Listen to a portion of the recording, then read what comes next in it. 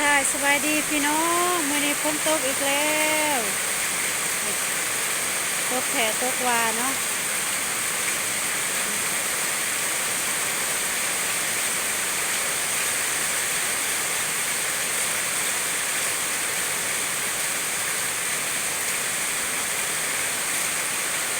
รอค่ะช่องช่องมือไป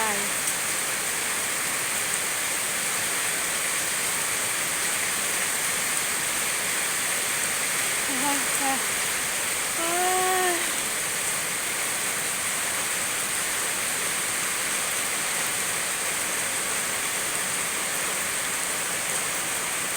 ว่าฝนเริ่มตกอันนี้แม่นเทือที่สองแล้วเนาะฝนตกเนาะเทือที่สองแล้ว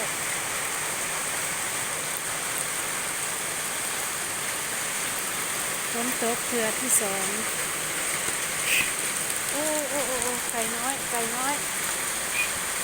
ไปไปไปไป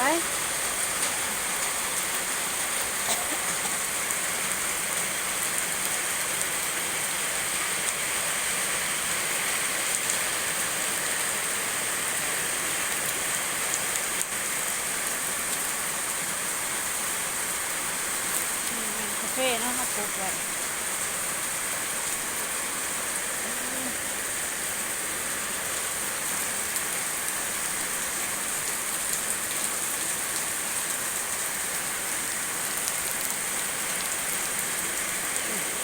แต่ว่าบ่ทันได้ซีเนาะแหงก็บ่ทันได้เบิด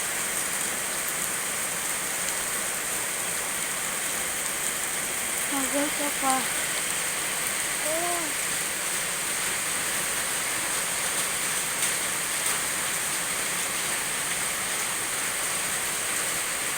เพราะว่าอันนี้แม่นเทื่อที่สองของปีเนาะที่ว่าฝนตกมันจะห้ำดอกกาแฟขาวผุอยู่ดอกกาแฟก็ได้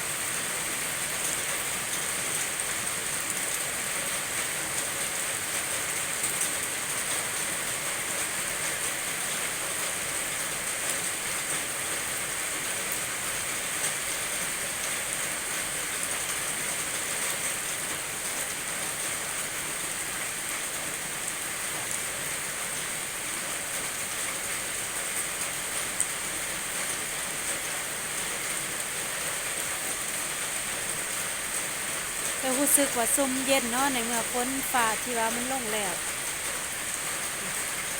บรรยากาศดอกกาแฟก็เป็นสีขาวขาวทั่วเลยนี่ปากซอยมืดอยู่คือสิตกแห้งเนาะ เบิ่งเวลาที่ว่าฝนตกขนาดเฮ็ดคือว่าคือฝนแบบฝนมันลิ่นมาแล้วว่าสิซะก็คือว่าฝนกำลังตกใหม่ทางเฮาก็เริ่มเทแล้วแหละถ้าฝนเศร้าตกเฮาจังคอยไปเบิ่งทางเอาเนาะเพราะว่าเป็นทางดินแดง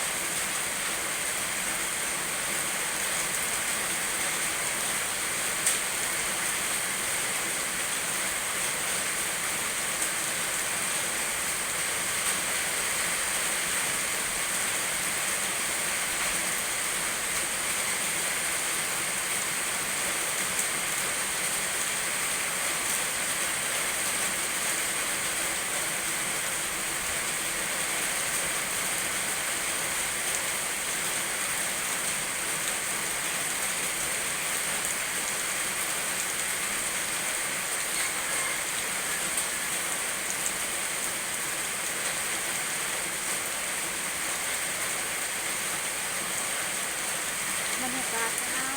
ฝนตกลงมาสิโอ้มักย่อมก็กำลังสีใหญ่มักย่อมนี่มันตกมักย่อมพี่น้องกำลังสีใหญ่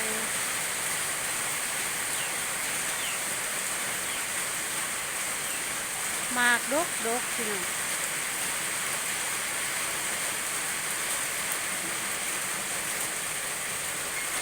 หรือว่าปลูกกกมักย่อม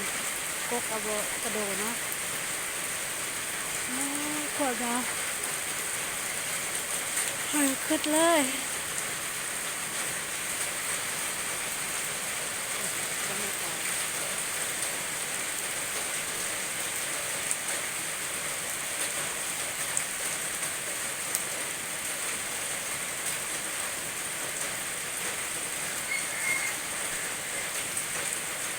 ถ้ายามฝนทางกะยากยามแรงทางกะยากถ้ายามแรงมันจะเป็นขี้ฝุ่น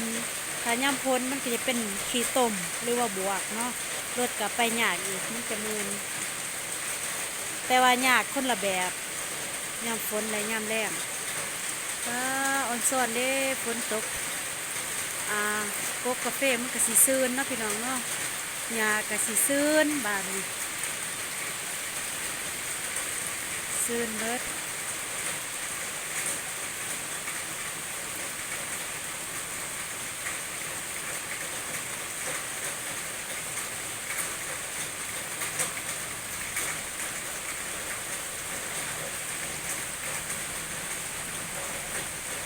เสียงรถสนั่นหวันไหวเนาะ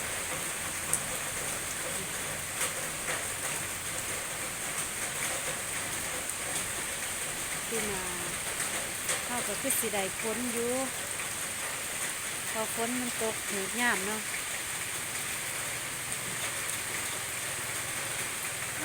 มืดเลย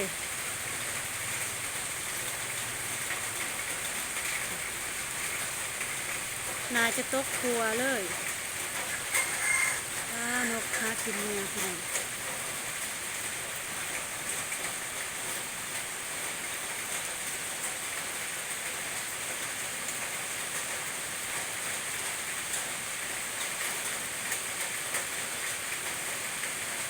ซุ่มเย็นแต่ว่าอากาศก็สีหนาว